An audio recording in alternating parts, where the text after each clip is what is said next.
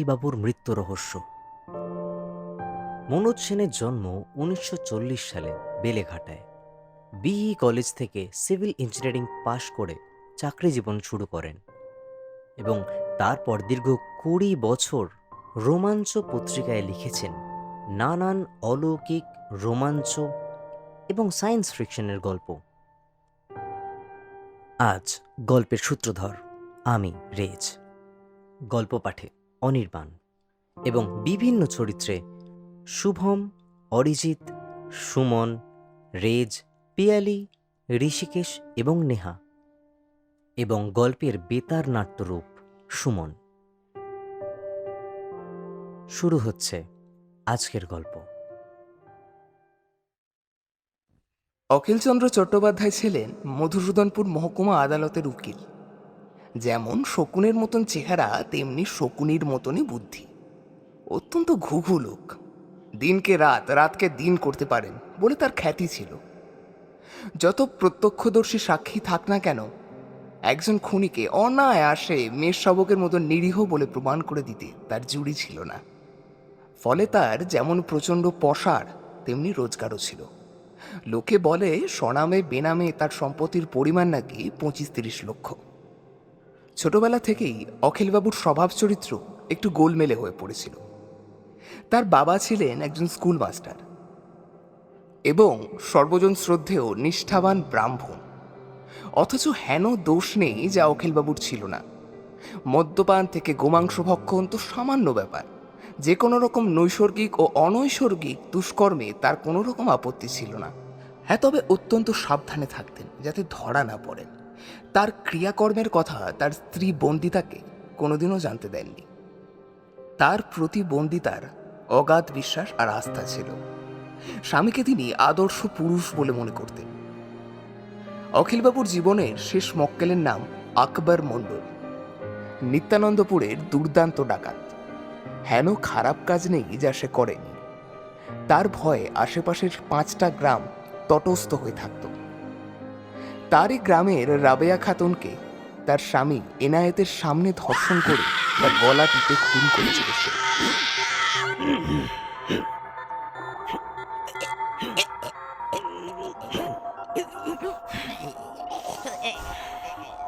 এনায়েত তার সহ্য করতে না পেরে থানায় গিয়ে এজাহার দিয়েছিল।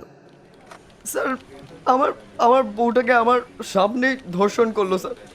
আমি কিচ্ছু করতে পারলাম না। তারপর মেরেই ফেললো বউটাকে। তো কখন হলো ব্যাপারটা? মানে ওই ধর্ষণ, খুন, টাইমটা তোমার মনে আছে? কাল রাতে স্যার।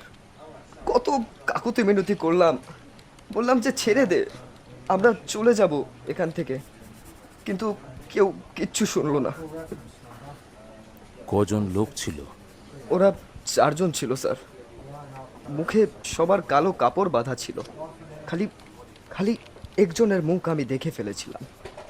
আমাকে একপাশে বেঁধে রেখে আমার বউটাকে 3 জন মিলে ওই ওই শয়তানটা ওই শয়তানটার মুখ থেকে কালো কাপড়টা পড়ে গিয়েছিল। কে ছিল? ওই হারামজাদা আকবর ছিল স্যার। আকবর? মানে আকবর মণ্ডল? হ্যাঁ স্যার, হ্যাঁ, আকবর মণ্ডল। আমি ছাড়বো না স্যার ওকে। আমি আমি ছাড়বো না ওকে। ঠিক আছে, আমি এখন ডায়েরিটা নিয়ে নিলাম। তারপর যা স্টেপ নেবার অবশ্যই নেব। তবে এখন না, তুমি বাড়ি কিন্তু যেও না।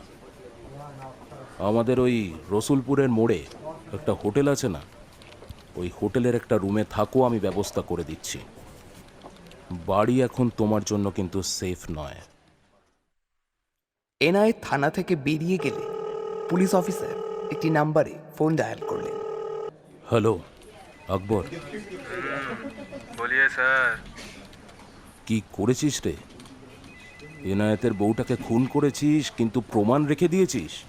কেন, কি হয়েছে? কেউ কিছু বলেছে নাকি? বলেছে। শালা এনায়েতের বউটার শরীরের দিকে তো তোর তো লোভ ছিল। তা ওকে রেপ করলি ঠিক আছে, খুনও করলি ঠিকই আছে, কিন্তু ওর ভেড়ুয়া স্বামীটাকে ছেড়ে রেখে এলি কেন? ওহ সালা, রন্ডিকা বাচ্চা এনায়েতে ছিল কমপ্লেন করতে। জেনারেল ডায়েরিটা নিয়ে নিয়েছি, আর ওকে রসুলপুরের ডিলাক্সেন হোটেলের 101 নম্বর ঘরে থাকতে বলেছি। যা করার জলদি কর কিন্তু আকবর। ধন্যবাদ স্যার, আজই ওই সুয়ারের বাচ্চাকে খতম করছি। আরে না না, ওকে এখন মার্ডার টার্ডার করিস না, অন্তত এখানে করিস না মার্ডারটা। যদি করার থাকতো তাহলে তখনই করতে পারতিস। এখন মার্ডার করলে আমাদের ওপরেই চাপ বাড়বে। ওকে এখন এখান থেকে হাফিজ কর। না স্যার, আজ রাতে তো ওকে মরতে হবেই, মরতে তো ওকে হবেই স্যার।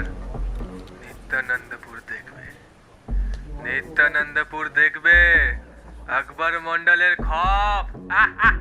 আকবর কিন্তু পুলিশের কথা শুনল না। সে সেদিন রাত্রেই হোটেলের 101 নম্বর রুমে এনায়েতকে খুন করল। পুলিশ দেখল যে ব্যাপারটা বেশি রকমের বাড়াবাড়ি হয়ে যাচ্ছে। আকবর তাদের আয়ত্তের বাইরে চলে যাচ্ছে। তারা আকবরকে অ্যারেস্ট করে 302 ধারা মামলা দায়ের করে দিল। আকবরের আত্মীয়রা অখিলবাবুকে সেই মামলা চালানোর ভার দিল। অখিলবাবুর কাছে এটা নিতান্তই সামান্য ব্যাপার। রাবেয়াকে ধর্ষণের একমাত্র সাক্ষী ছিল এনায়েত, সে আর নেই। কাজেই সেই অপরাধ যে কে করেছিল সেটা নিঃসন্দেহে প্রমাণ করা অসম্ভব। এও বোঝা যাচ্ছে এনায়েতের যে কোনো কারণেই হোক ধারণা হয়েছিল যে আকবরই সেই কাণ্ডটি করেছে। অতএব সে থানায় এজাহার দিয়ে ফেরার সময় আকবরকে দেখতে পেয়ে তাকে আক্রমণ করেছিল। তখন আত্মরক্ষা করতে গিয়ে অনিচ্ছা সত্ত্বেও আকবর তাকে খুন করে ফেলে। এই যুক্তির ওপর তার খালাস হয়ে যাওয়ারই কথা। এ পর্যন্ত ঠিকই ছিল, কিন্তু গোলমাল বাঁধালো নিত্যানন্দপুরের লোকেরা। তাদের যে আকবরের ওপর এতটা রাগ জমেছিল, আর সেই রাগে যে তারা একযোগে আকবরের বিরুদ্ধে সাক্ষী দিতে আসবে, সেটা অখিলবাবু বুঝতে পারেননি। সরকার পক্ষের সাক্ষী এনায়েতের প্রতিবেশী আনোয়ারা খাতুন। সে স্বামী পরিত্যক্তা, রাবেয়ার পাশের বাড়িতে একা থাকে। ঘটনার রাত্রে ভয় ঘর থেকে বের হয়নি বটে, কিন্তু সে যা শুনেছিল তা আকবরের অপরাধের যথেষ্ট প্রমাণ। হুজুর, সেদিন রাত প্রায় 12টার দিকে রাবিয়ারের ঘরের দরে খুব আওয়াজ হচ্ছিল। তারপর মনে হলো হুজুর তোরটা ভেঙেই গেল। এরপর প্রচণ্ড চিৎকার, আকবরের গলা মনে হলো, রাবিয়ার কান্না, আর সব শুনশান। আমি দরওয়াজা খুলবো কি খুলবো না ভাবছি। খুব ডর লাগছিল হুজুর আমার। কয়েকজন আদমি মোটর বাইকে করে চলে গেল। আমি এরপর মনে সাহস এনে হুজুর দরওয়াজা খুললাম। রাবেয়ার ঘরের সামনে গিয়ে দেখি দরওয়াজা ভাঙা, ভেতরে সব সামান বিখরা হুয়া পড়ে আছে। আর এনায়েত ভাই, তার হাত পা মুখ বাঁধা।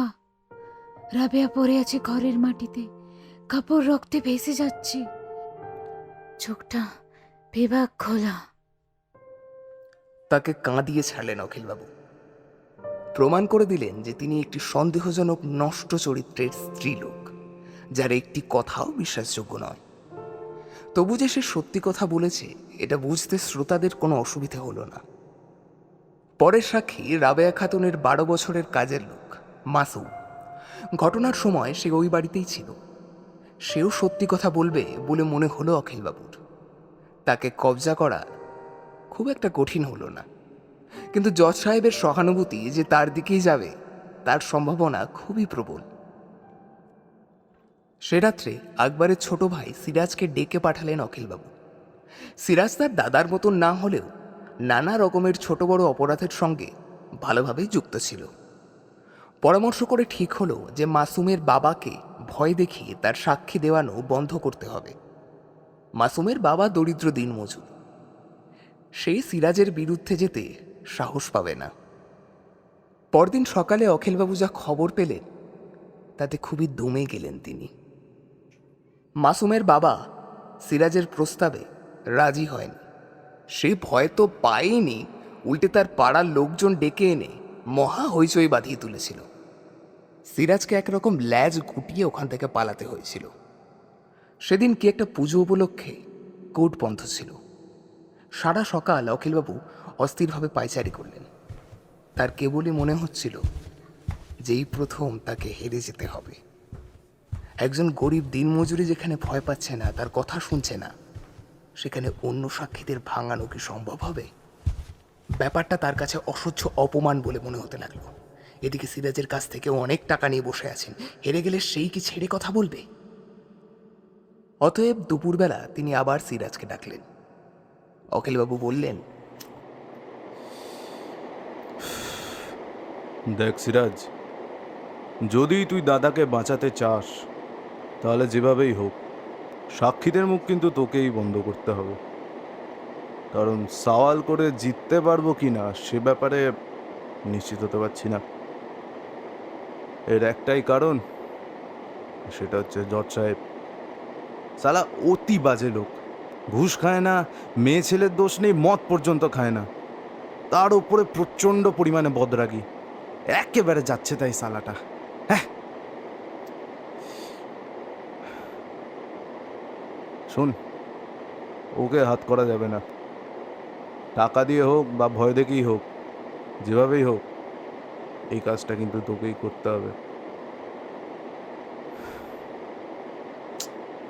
আর শোন, যদি দরকার পড়ে দু একজনকে হাফিস করে দিবি, কি বুঝলি?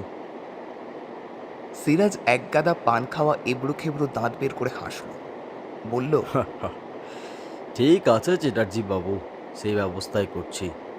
আজ রাতের মধ্যে ওই রেন্ডি আনোয়ারাটাকে মেরে ফেলছি। আর ওই যে মাসুম আছে না চ্যাটার্জি বাবু, माँ कसम उसका तो मुंह तोड़ देंगे, ऐसा तोड़ेंगे ना कि उसका बाप भी ওকে চিনতে পারবে না। আমার সাথে টক্কর লেয়ার মজা তখন টের পাবে। তখন দেখবেন আর কেউ সাহস দেখাতে আসবে না। কেন কি এমন কেউ আছে যে সালা জানের পরোয়া করে না? সব সালাটা সুসুর করে গর্তের ভেতর গিয়ে যদি না ঢুকেছ তো কি বললাম আপনাকে চ্যাটার্জি সাহেব। সিরাজ চলে যাবার পরেও স্বস্তি পেলেন না অখিলবাবু। ভেবে ভেবে তার মাথা গরম হয়ে উঠল। সন্ধেবেলা পন্ডিতাকে বললেন, এই শুনছো, আমি একটু বাইরে থেকে ঘুরে আসছি, কয়েকজন লোকের সাথে একটু দেখা করার আছে, একটু দরকারি। আমি একটু বেরাচ্ছি এখন। এরপর গাড়ি নিয়ে বেরিয়ে চলে গেলেন শহরের অন্য প্রান্তে, কাঠগোলা বাজারের বেশ্যাপল্লীতে, তার রক্ষিতা কাকলি বিশ্বাসের বাড়িতে। শরীর ও মন দুটোকে একটু শান্ত করা দরকার।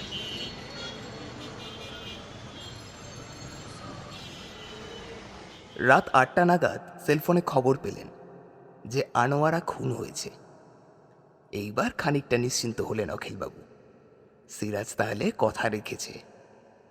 কাকলি অনেকক্ষণ ধরেই তার গোমড়া মুখ নিয়ে ঘ্যান ঘ্যান করছিল।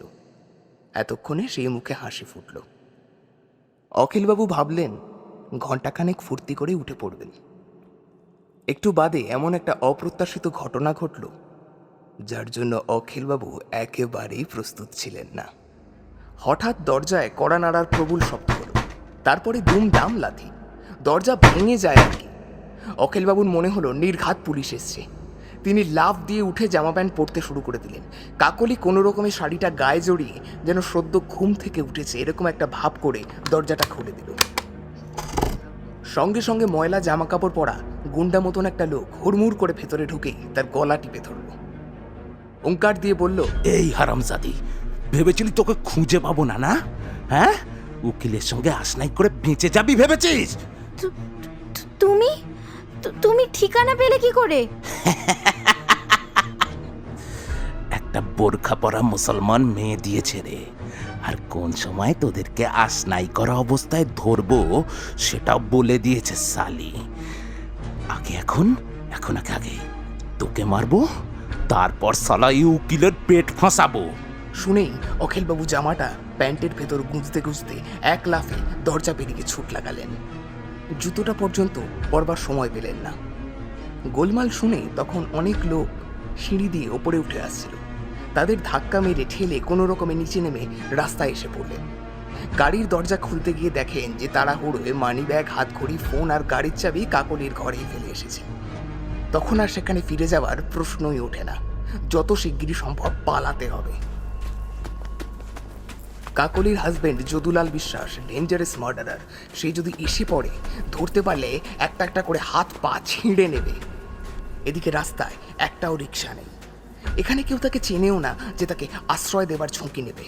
কাজেই সোজা রাস্তায় না গিয়ে অখিলবাবু কাঠগোলা বাজারের পিছন দিকে মহিষবাথানের মাঠের ভেতর দিয়ে হন হন করে হাঁটতে শুরু করে দিল। অনেকটা দূরে মুন্সিপাড়ার আলো দেখা যাচ্ছিল। একবার ওখানে গিয়ে পড়তে পারলে আর ভয় নেই। মহিষবাথানের মাঠ তার চেনা জায়গা। ছেলেবেলা এখানে অনেকবার এসেছেন বুনোকুলের সন্ধানে। তার জীবনের প্রথম প্রেমিকা, তার বাড়ির ঝি গিরি, তাকে এখানে নিয়ে আসতো ভালোবাসা শেখাবার জন্য। তখন তার 16 বছর বয়স। কাজেই দ্বাদশীর চাঁদের আলোয় সে ঠিক চলে যেতে পারবে, তাতে অখিলবাবুর সন্দেহ ছিল না। একমাত্র ভয় সাপের। তবে যদুলাল বিশ্বাস আরো ভয়ঙ্কর। অবশ্যই এই অচেনা অন্ধকার মাঠে আসতে সে সাহস পাবে কিনা সেটাই প্রশ্ন। দ্রুত বেগে হাঁটতে হাঁটতে অখিলবাবু ভাবতে লাগলেন, একটা মুসলমান মেয়ে যদুলালকে খবর দিয়েছে। সে কে রে বাবা? যদুলাল থাকে কৈলাসপুর কলোনিতে। সেখান থেকে কাঠগোলা বাজার আসতে আসতে কমপক্ষে 2 ঘন্টা লাগার কথা। ট্যাক্সি করে সে আসেননি কিপ্টে নাম্বার 1। তাহলে সেই মেয়েটি তাকে জানালো কখন? এখানে তো তার আসবার কথা ছিল, সেটা হঠাৎই ঠিক করেছিলেন। সে কথাটাই বা সেই মেয়েটা জানলো কিভাবে? আর যদুলালকে খবরটা দিল কি করে? সে কি নিজে গিয়েছিল? সেটা অসম্ভব। আচ্ছা, টেলিফোনে? তাহলে সে যে বোরখা পরা মেয়ে সেটা যদুলাল জানলো কি করে? যদুলালের কি টেলিফোন আছে? সেরম কথা তো শোনেননি কখনো। ভাবতে ভাবতে আর হাঁটতে হাঁটতে অখিলবাবু হঠাৎ দেখলেন একটু দূরের মাঠের মধ্যে একটা ছোট 2 কামরার একতলা বাড়ি। তার একটা ঘর অন্ধকার আর অন্যটায় আলো জ্বলছে। লণ্ঠনের ম্লান হলদেটে আলো খোলা জানলা আর দরজা দিয়ে বেরিয়ে আসছে।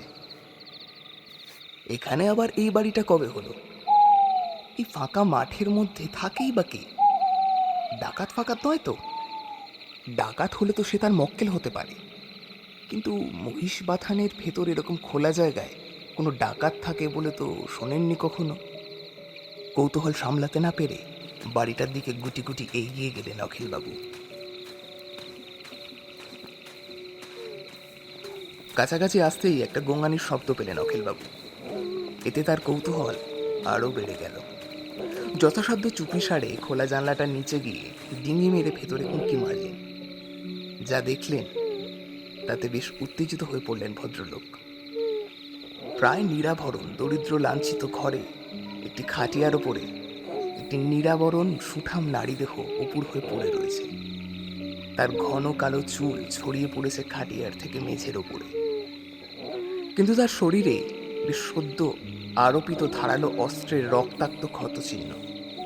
কেবল গোঙানির শব্দ ছাড়া তার সর্বাঙ্গে আর কোনো রকম প্রাণের লক্ষণ নেই। বেশ বোঝা যাচ্ছে যে কেউ তাকে ধর্ষণ করে মেরে ফেলতে চেয়েছিল। প্রথমটায় সে কতটা সার্থক হয়েছে সেটা অবশ্য বোঝবার উপায় নেই, কিন্তু দ্বিতীয়টায় সে হয়নি সেটা পরিষ্কার বোঝা যাচ্ছে। যাকে মৃত ভেবে লোকটা চলে গেছে সে কোনো রকমে বেঁচে রয়েছে, বোধহয় অখিলবাবুরই আসবার অপেক্ষায়। অখিলবাবুর শরীরে হৃদংসা সাপের মতন ফনা তুলে দাঁড়ালো। যে কোনো কারণেই হোক, মেয়েটির পড়ে থাকার এই দৃশ্যটা তার রক্তে আগুন জ্বালিয়ে দিল। কাকলির ঘরে তার শরীরের তৃষ্ণা কিছুই মেটেনি। এই সুযোগে সেটা মিটিয়ে না নেবার কোনো কারণই নেই। তিনি ব্রাহ্মণ সন্তান, কারোর উচ্ছিষ্ট ছোন না, সেটা ঠিক, কিন্তু এই বিষয়ে তার কোনোদিনই কোনো সন্দেহ নেই যে নারী দেহ সবসময় পবিত্র, তা কখনোই উচ্ছিষ্ট হয় না। প্রমাণ, যে পঞ্চকন্যাকে স্মরণ করলে পুনর্জন্ম হয় না তারা কেউই ঠিক গঙ্গা জলে ধোয়া তুলসী পাতা ছিলেন না। আসলে তার জন্য এহেন যোগাযোগ একমাত্র ঈশ্বরই সৃষ্টি করতে পারেন। সেটা অস্বীকার করে তো তাকে ছোট করা যায় না, তাই না? হঠাৎ তার মনে হলো মেয়েটির যা অবস্থা তাতে অখিলবাবুর উপরিটা সে সামলাতে পারবে তো? ভেসে যাবে না তো? তা গেলে যাবে, তার তো মরে যাওয়ারই কথা। মরেই গেছে ধরে নেওয়া যাক। অখিলবাবু তো নিমিত্তি মাত্র। মরার উপর খাঁড়ার ঘা দিলে আইনত কোনো দোষ হয় না। তবে তাড়াতাড়ি কাজ সারতে হবে। সে ধারালো অস্ত্রওয়ালা লোকটা যদি আবার ফিরে আসে তাহলেই গোলমাল। অখিলবাবু ঘরে ঢুকে দরজাটা ভালো করে বন্ধ করে দিলেন। আর একটু বাদেই অখিলবাবুর আর্তনাদ জানলা দিয়ে ছিটকে বেরিয়ে এলো। এ কি এ কি কে কে কে তুমি? কে তুমি? তুমি বেঁচে আছো? না না না না না না না, হতে পারে না এটা। সিরাজ তো বললো সে তোমাকে। না না না না না না। তারপরেই তার প্রাণ ফাটা হাহাকার মহিষ বাথানের নিস্তব্ধ অন্ধকারটাকে থরথর করে কাঁপিয়ে দিয়ে গেল। এই এই এই এই, কাছে আসবে না, কাছে আসবে না, দূরে দূরে যাও, দূরে যাও। আ আ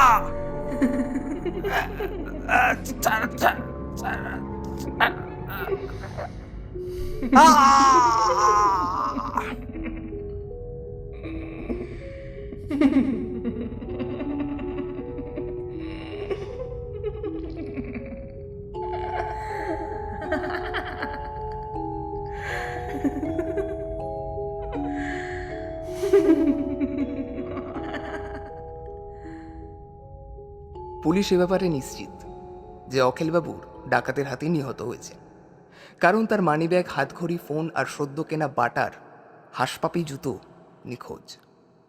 কিন্তু কতগুলো খটকা তাদের রয়ে গেছে। যেমন মহিষ বাথানের বিশাল মাঠের মধ্যিখানে রাত্রিবেলা অখিলবাবু গিয়েছিলেন কেন? তার গাড়িটা মধ্যমগ্রামের কাছে পরিত্যক্ত অবস্থায় পাওয়া গেছে। তার তেল ফুরিয়ে গিয়েছিল। সেখান থেকে ওই জায়গায় তিনি গেলেন কিভাবে? ডাকাত বা ডাকাতেরা তার সর্বস্ব কেড়ে নিয়ে তাকে প্রায় উলঙ্গ করে একটা বাবলা গাছের নিচে ফেলে রেখে গিয়েছিল। তা করতেই পারে, কিন্তু অমন বিভৎসভাবে আছড়ে কামড়ে, চোখ দুটো উপড়ে দিয়ে, কান দুটো ছিঁড়ে দিয়ে, মুখটা প্রায় চেনার অযোগ্য করে রেখে গেল কেন? এরম নৃশংসতার কি প্রয়োজন ছিল? কি আর কিছুদিন পরেই তো বাঙালির শ্রেষ্ঠ উৎসব দুর্গা পূজা। আমরা সবাই এই উৎসবের জন্যই তো মুখিয়ে থাকি। দিকে দিকে দেবীর উপাসনা এই শুরু হলো বলে। পাড়ায় পাড়ায় কত কত উৎসব, কত আনন্দ, কত হাসি খুশি মুখ।